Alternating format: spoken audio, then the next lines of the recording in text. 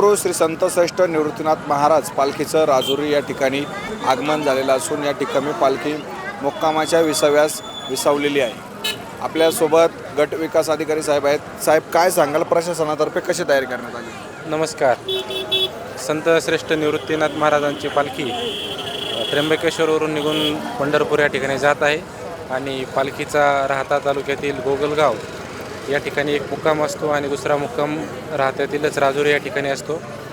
प्रशासनाच्या वतीनं आमच्याकडून स्वच्छता, आरोग्याच्या सुविधा, त्याचबरोबर पिण्याचं पाणी या सर्व सुविधा आम्ही देतो शासनाच्या वतीनं आणि जिल्हा परिषदेकडून त्यासाठी वेगवेगळ्या वेळी सहकार्य मिळालं आणि वारकरी जे आहेत त्यांच्यासाठी आपण वारी अधिक आनंददायी व्हावी आणि सुखकर व्हावी यासाठी प्रयत्न करत आहोत।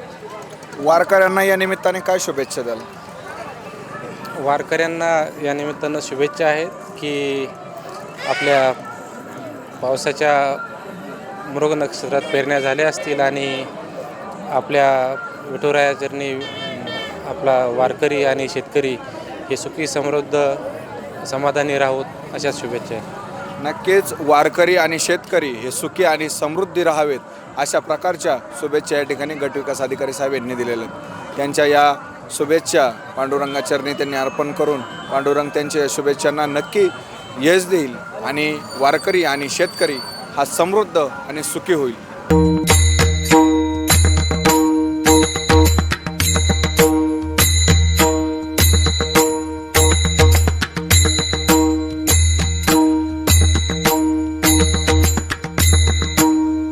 याची देही याची डोळा, अनुभवूया निवृत्तीनाथांच्या संगे पांडुरंगाचा सोहळा। उत्तर महाराष्ट्र न्यूज नेटवर्क प्रस्तुत आनंदवारी।